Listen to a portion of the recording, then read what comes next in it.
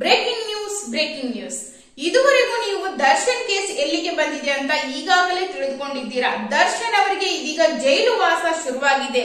ದರ್ಶನ್ ಜೈಲಿನಲ್ಲಿ ಕಣ್ಣೀರು ಹಾಕುತ್ತಿದ್ದಾರೆ. ಹಾಗಾದ್ರೆ ನಿಜಕ್ಕೂ ಇವರ ಕಣ್ಣೀರು ನಿಲ್ಲುತ್ತಾ? ದರ್ಶನ್ ಕೇಸ್ ಎಲ್ಲಿಗೆ ಹೋಗಿ ಮುಟ್ಟುತ್ತೆ? ಹಾಗಾದ್ರೆ ಇವರ ಹೆಂಡತಿ ಮತ್ತು ಮಗ ನಿನ್ನೆ ದಿನ ಜೈಲಿಗೆ ಬಂದಿದ್ರು. ಅಲ್ಲಿ ಏನು ವಾದ ವಿವಾದ ನಡೀತು? ಮಗನ ಮುಂದೆ ಏನ್ ಮಾತಾಡಿದ್ದಾರೆ? ಹೆಂಡತಿಗೆ ಏನ್ ಹೇಳಿದ್ದಾರೆ? ಹೆಂಡತಿ ನಿಜಕ್ಕೂ ಗಂಡನನ್ನ ವಾಪಸ್ ಮನೆಗೆ ಕರೆಸಿಕೊಂಡು ಬರುತ್ತಾಳ ಅಥವಾ ಇನ್ನೇನಾದ್ರೂ ಶಿಕ್ಷೆ ಆಗುತ್ತಾ? ಈಗ ಈ ಕೇಸ್ ಒಂದು ಹೈಕೋರ್ಟ್ಗೆ ಹೋಗ್ತಾ ಇದೆ. ಹಾಗಾದ್ರೆ ನಿಜಕ್ಕೂ ಏನ್ ನಡೀತಾ ಇದೆ ದರ್ಶನ್ ಕೇಸ್ ನಲ್ಲಿ? ಮತ್ತೆ ಒಂದಿಷ್ಟು ಸೆಲೆಬ್ರಿಟಿಗಳು ಮಾತನಾಡಿ ದರ್ಶನ್ ಬಗ್ಗೆ ಏನ್ ಮಾತನಾಡಿದ್ದಾರೆ? ಸೊ ಸಂಪೂರ್ಣ ಮಾಹಿತಿಯನ್ನ ದರ್ಶನ್ ಅವರ ಕೇಸ್ ಮುಂದುವರಿದಿದೆಯಲ್ಲ ಅದರ ಒಂದು ಕೇಸ್ ಬಗ್ಗೆ ಇವತ್ತಿನ ಒಂದು ವಿಡಿಯೋದಲ್ಲಿ ನೋಡೋಣ. ಸೊ ವಿಡಿಯೋ ಇಷ್ಟ ಆದ್ರೆ ಲೈಕ್ ಮಾಡಿ, ಹಾಗೆ ಯಾರನ್ನ ಚಾನೆಲ್ ಸಬ್ಸ್ಕ್ರೈಬ್ ಮಾಡ್ಕೊಂಡಿಲ್ಲ ಸಬ್ಸ್ಕ್ರೈಬ್ ಮಾಡ್ಕೊಳ್ಳಿ, ಹಾಗೆ ಈ ವಿಡಿಯೋನ ಎಲ್ಲರಿಗೂ ಶೇರ್ ಮಾಡಿ. ಸೊ ಫ್ರೆಂಡ್ಸ್, ಈಗಾಗಲೇ ನಿಮ್ಗೆ ಗೊತ್ತಿರಬಹುದು ದರ್ಶನ್ ಕೇಸ್ ಎಲ್ಲಿಗೆ ಬಂದು ನಿಂತಿದೆ ಅಂತ. ದರ್ಶನ್ ಈಗಾಗಲೇ 3 ದಿನಗಳ ಕಾಲ ಸೆರೆವಾಸ ಅನುಭವಿಸಿದ್ದಾರೆ. ಒಂದು ಊಟ ತಿಂಡಿ ಎಲ್ಲವೂ ಕೂಡ ಅವರಿಗೆ ಸರಿ ಹೊಂದುತ್ತಿಲ್ಲ. ಅದರ ಮಧ್ಯೆ ದರ್ಶನ್ ಕಣ್ಣೀರ್ ಹಾಕುತ್ತಾ ಊಟ ಮಾಡುತ್ತಿದ್ದಾರೆ ಎನ್ನಲಾಗ್ತಿದೆ. ಆದರೆ ಇದರ ಮಧ್ಯೆ ದರ್ಶನ್ ಅವರನ್ನ ನೋಡಲು ಯಾರಿಗೂ ಅನುಮತಿ ಕೊಡುತ್ತಿಲ್ಲ. ಆದರೆ ಅದರ ಮಧ್ಯೆ ಮೀಡಿಯಾಗಳ ಕಣ್ಣನ್ನ ತಪ್ಪಿಸಿ ದರ್ಶನ್ ಮಗ ಮತ್ತು ಹೆಂಡತಿ ವಿಜಯಲಕ್ಷ್ಮಿ ದರ್ಶನ್ ಅವರನ್ನ ಮೀಟ್ ಮಾಡಿದ್ದಾರೆ ಎನ್ನಲಾಗ್ತಿದೆ. ಅವರು ಮೀಟ್ ಮಾಡುವ ಮುನ್ನ ಸೆಲೆಬ್ರಿಟಿ ಆದಂತಹ ವಿನೋದ್ ಪ್ರಭಾಕರ್ ಅವರು ಕೂಡ ದರ್ಶನ್ ಅವರನ್ನ ಹೋಗಿ ಮೀಟ್ ಮಾಡಿದ್ದಾರೆ.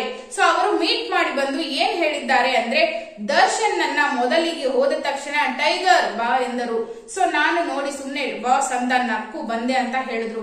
ಸೊ ಯಾವುದೇ ಒಂದು ರೀತಿಯ ಕಾನ್ವರ್ಸೇಷನ್ ನಮ್ಮ ಮಧ್ಯೆ ನಡೀಲಿಲ್ಲ. ನಾನು ಅವರ ಮುಖ ನೋಡ್ದೆ, ಅವರು ನನ್ನ ಮುಖ ನೋಡಿದ್ರು, ಅಷ್ಟೇ ನಮ್ಮ ಮಧ್ಯೆ ನಡೆದಿದ್ದು ಅಂತ ಟೈಗರ್ ವಿನೋದ್ ಪ್ರಭಾಕರ್ ಹೇಳಿದ್ದಾರೆ. ಇನ್ನು ಅದೇ ರೀತಿ ಸೆಲೆಬ್ರಿಟಿ ಆದಂತಹ ಕೀರ್ತಿ ಅವರು ಸಹ ಹೋಗಿದ್ರು ಅಂತ ಹೇಳಲಾಗ್ತಿದೆ. ಆದ್ರೆ ಅವರಿಗೆ ಯಾವುದೇ ರೀತಿಯಾದ ಅನುಮತಿಯನ್ನ ಕೊಟ್ಟಿಲ್ಲ, ದರ್ಶನ್ ಅವರನ್ನ ಮೀಟ್ ಮಾಡಿಲ್ಲ. ಇನ್ನ ಅದು ಬಿಟ್ರೆ ಬುಲೆಟ್ ಪ್ರಕಾಶ್ ಮಗ ರಕ್ಷಕ್ ಬುಲೆಟ್ ಅವರು ಕೂಡ ಒಂದು ಹೋಗಲು ಪ್ರಯತ್ನ ಮಾಡಿದ್ರಂತೆ, ಅವ್ರಿಗೂ ಕೂಡ ಬಿಟ್ಟಿಲ್ಲ. ಸೊ ಆದ್ರೆ ದರ್ಶನ್ ಬಗ್ಗೆ ಅವರು ಒಂದು ಹೇಳಿಕೆಯನ್ನ ಕೊಟ್ಟಿದ್ದಾರೆ, ಒಂದು ಮಾತನ್ನ ಆಡಿದ್ದಾರೆ. ಯಾವ ರೀತಿ ಅಂದ್ರೆ, ಇಷ್ಟು ದಿನ ಒಂದು ಯಾವುದೇ ಕೇಸ್ ಆದ್ರೂ ಇಷ್ಟೊಂದು ದಿನ ಯಾರು ಕೂಡ ದೊಡ್ಡದಾಗಿ ಚರ್ಚೆ ಮಾಡಲಿಲ್ಲ. ಒಂದು ಹುಬ್ಬಳ್ಳಿಯಲ್ಲಿ ನಡೆದಂತಹ ಕೊಲೆ ಕೇಸ್ ಆಗಿರಬಹುದು, ನೇಹಾ ಹಿರೇಮಠ್ ಅವರ ಕೊಲೆ ಕೇಸಲ್ಲಿ 2 ದಿನ ಮಾತ್ರ ಧ್ವನಿ ಎತ್ತಿದ್ರು. ಜನ ಸ್ಟ್ರೈಕ್ ಮಾಡಿದ್ರು, ಎಲ್ಲವೂ ಮಾಡಿದ್ರು, ಹೋರಾಟ ಮಾಡಿದ್ರು. ಆದ್ರೂ ಕೂಡ ಕಾನೂನು ಯಾವ ಶಿಕ್ಷೆ ಕೊಡ್ತು ಅಂತ ಇನ್ನು ಯಾರಿಗೂ ಗೊತ್ತಿಲ್ಲ.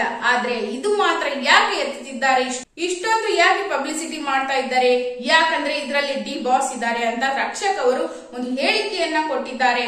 ಸೊ ಏನೇ ಆಗ್ಲಿ, ಸೆಲೆಬ್ರಿಟಿ ಆಗ್ಲಿ ಕಾಮನ್ ಮ್ಯಾನ್ ಆಗ್ಲಿ ಎಲ್ಲರಿಗೂ ಒಂದೇ ನ್ಯಾಯ ಸಿಗ್ಬೇಕು ಅನ್ನೋದು ರಕ್ಷಕ್ ಬುಲೆಟ್ ಅವರ ಒಂದು ತೀರ್ಮಾನ ಆಗಿರುತ್ತೆ. ಸೊ ಅವರು ಮಾತನಾಡಿದ್ದಾರೆ. ಸೊ ಇನ್ನು ಇದಲ್ಲದೆ ಇದರ ಮಧ್ಯೆ ಈಗ ಅವರ ಮಗ ದರ್ಶನ್ ಅವರ ಮಗ ವಿನೇಶ್ ಆಗಿರ್ಬಹುದು, ವಿಜಯಲಕ್ಷ್ಮಿ ಹೆಂಡತಿ ಆಗಿರ್ಬಹುದು, ಇಬ್ರು ಕೂಡ ನಿನ್ನೆ ಜೈಲಿಗೆ ಹೋಗಿ ಅವ್ರನ್ನ ಮೀಟ್ ಮಾಡ್ಕೊಂಡು ಬಂದಿದ್ದಾರೆ ಅಂತ ಹೇಳಲಾಗ್ತಿದೆ. ನಿನ್ನೆ ಅವರು ಹೋಗ್ಬೇಕಾದ್ರೆ ಮೀಡಿಯಾ ನೋಡಿ ಅವರು ಮತ್ತೆ ರಿಟರ್ನ್ ಹೋಗಿ ಮತ್ತೆ ಬೇರೊಂದು ಕಾರಲ್ಲಿ ಇಬ್ರು ಕೂಡ ವಾಪಸ್ ಆಗಿದ್ದಾರೆ. ಸೊ ಇಬ್ರು ಕೂಡ ಮಾತನಾಡಿದ್ದಾರೆ. ಮಗನನ್ನ ನೋಡಿ ತಬ್ಬಿಕೊಂಡು ಅತ್ತಿದ್ದಾರೆ ದರ್ಶನ್ ಅವರು. ಆ ದೃಶ್ಯ ನೋಡಲು ಕಣ್ಣೀರು ಬರುತ್ತೆ. ಸೊ ಯಾಕೆ ಅಂದ್ರೆ, ಯಾವುದೋ ಒಂದು ತಪ್ಪು ಈಗ ನಡೆದೋಗ್ಬಿಟ್ಟಿದೆ. ಸೊ ಅದನ್ನ ಯಾರು ಕೂಡ ಚರ್ಚೆ ಮಾಡಬಾರ್ದು. ಈಗ ಕಾನೂನಿದೆ, ಕಾನೂನು ರೀತಿಯಲ್ಲಿ ಕಾನೂನು ಮುಂದೆ ಯಾರು ದೊಡ್ಡವರಲ್ಲ, ಕಾನೂನು ಅವರಿಗೆ ಶಿಕ್ಷೆ ಕೊಟ್ಟೇ ಕೊಡುತ್ತೆ. ಸೊ ಇದರ ಮಧ್ಯೆ ಹೆಂಡತಿ ಕೂಡ ಅವರಿಗೆ ಭರವಸೆಯನ್ನ ಕೊಟ್ಟಿದ್ದಾಳೆ. ಯಾರು ಇರ್ತಾರೋ ಇಲ್ಲೋ ಗೊತ್ತಿಲ್ಲ, ಎಷ್ಟೋ ಜನ ಬಂದ್ರು ಹೋದ್ರು, ಅವರ ಬಗ್ಗೆ ಮಾತಾಡಿದವರು ಇದ್ದಾರೆ, ಮಾತನಾಡ್ದೇನೂ ಇದ್ದಾರೆ. ಸೊ ಎಲ್ಲ ಮಗ ಅಂದ್ರು, ತಮ್ಮ ಅಂದ್ರು, ಸೆಲೆಬ್ರಿಟಿ ಅಂದ್ರು, ಬಾಸ್ ಅಂದ್ರು, ಯಾರು ಇಲ್ಲ. ಈಗ ಇರೋದು ಮಾತ್ರ ಹೆಂಡತಿ ಮಾತ್ರ. ಸೊ ಯಾವಾಗ್ಲೂ ಯಾರ ಜೊತೆಗಾದ್ರೂ ಗಂಡನ ಜೊತೆಗೆ ಯಾರು ಇರ್ತಾರೆ ಅಂದ್ರೆ ಅದು ಹೆಂಡತಿ ಮಾತ್ರ. ಒಂದು ತಾಯಿ ಆಗ್ಲಿ ತಮ್ಮನಾಗ್ಲಿ ಇದುವರೆಗೂ ಎಲ್ಲೂ ಬಂದಿಲ್ಲ. ಆದ್ರೆ ಒಬ್ಬಳೇ ನಿಂತು, ಅವಳಿಗೆ ಏನೇ ಅನ್ಯಾಯ ಆಗಿರ್ಲಿ, ಆದ್ರೆ ಅವಳು ನಿಂತು ಹೋರಾಡ್ತಾ ಇದ್ದಾಳೆ, ಅದು ಹೆಂಡತಿ ಮಾತ್ರ. ಇದ್ರಲ್ಲಿ ನಿಮ್ಗೆ ಒಂದು ವಿಷಯ ಗೊತ್ತಾಗುತ್ತೆ, ಏನಪ್ಪಾ ಅಂದ್ರೆ ಕೊನೆವರೆಗೂ ಇರುವವಳು ಹೆಂಡತಿ ಮಾತ್ರ. ಸೊ ಕಷ್ಟ ಸುಖದಲ್ಲಿ ಎರಡರಲ್ಲೂ ಭಾಗಿಯಾಗಿರ್ತಾಳೆ. ಇದುವರೆಗೂ ದರ್ಶನ್ ತಾಯಿ ಆಗಿರ್ಬೋದು ಅಥವಾ ದರ್ಶನ್ ತಮ್ಮನಾಗಿರ್ಬೋದು ಎಲ್ಲೂ ನೋಡಲ್ಲ, ಅವ್ರ ಮಧ್ಯೆ ಏನೋ ವೈಮನಸ್ಸಿರ್ಲಿ. ಆದ್ರೆ ಇಂತಹದ್ದೊಂದು ಘಟನೆ ನಡೆದಾಗ ಅವರಿಗೆ ಧೈರ್ಯ ತುಂಬೋದು ತುಂಬಾನೇ ಮುಖ್ಯ ಆಗಿರುತ್ತೆ. ಸೊ ಹಾಗೇನೆ ಯಾರು ಕೂಡ ಬಂದಿಲ್ಲ, ಅವ್ರು ತಪ್ಪೇ ಮಾಡಿರ್ಲಿ, ಜೀವನದಲ್ಲಿ ಯಾರು ತಪ್ಪು ಮಾಡಲ್ಲ. ಸೊ ಹಾಗಾಗಿ ಎಲ್ರಿಗೂ ಕೂಡ ಕ್ಷಮೆ ಇರುತ್ತೆ, ಕಾನೂನು ಇದೆ, ಶಿಕ್ಷೆ ಕೊಡುತ್ತೆ. ಹಾಗಂತ ಮನೆಯವರು ಕೂಡ ಶಿಕ್ಷೆ ಕೊಡೋದ್ರಿಂದ ಅವರಿಗೆ ಎಷ್ಟೊಂದು ಕುಗ್ಗಿ ಹೋಗ್ತಾರೆ. ಸೊ ಇದು ಒಂದು ಕಡೆ ಆದ್ರೆ, ಇನ್ನೊಂದು ಕಡೆ ರೇಣುಕಾ ಸ್ವಾಮಿ ಅವರ ಕುಟುಂಬಕ್ಕೂ ಸಹಿತ ಎಲ್ಲರೂ ಕೂಡ ಸಾಂತ್ವನ ಹೇಳಿದ್ದಾರೆ.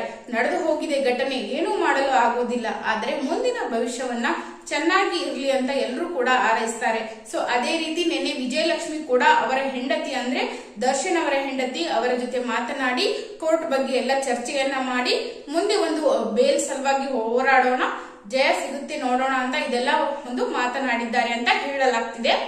ದರ್ಶನ್ ಅವರ ಜೊತೆ ಚರ್ಚೆ ನಡೆಸಿ ವಿಜಯಲಕ್ಷ್ಮಿ ಅವರು ಕೂಡ ನಾನು ಏನಾದ್ರೂ ಮಾಡಿ ನಿಮ್ಮನ್ನ ಹೊರಗಡೆ ತರಿಸ್ತೀನಿ, ನನ್ನ ಜವಾಬ್ದಾರಿ ಅಂತ ದರ್ಶನ್ ಅವರ ಹೆಂಡತಿ ಕೂಡ ಕಣ್ಣೀರು ಹಾಕಿ ಬಂದಿದ್ದಾರಂತೆ.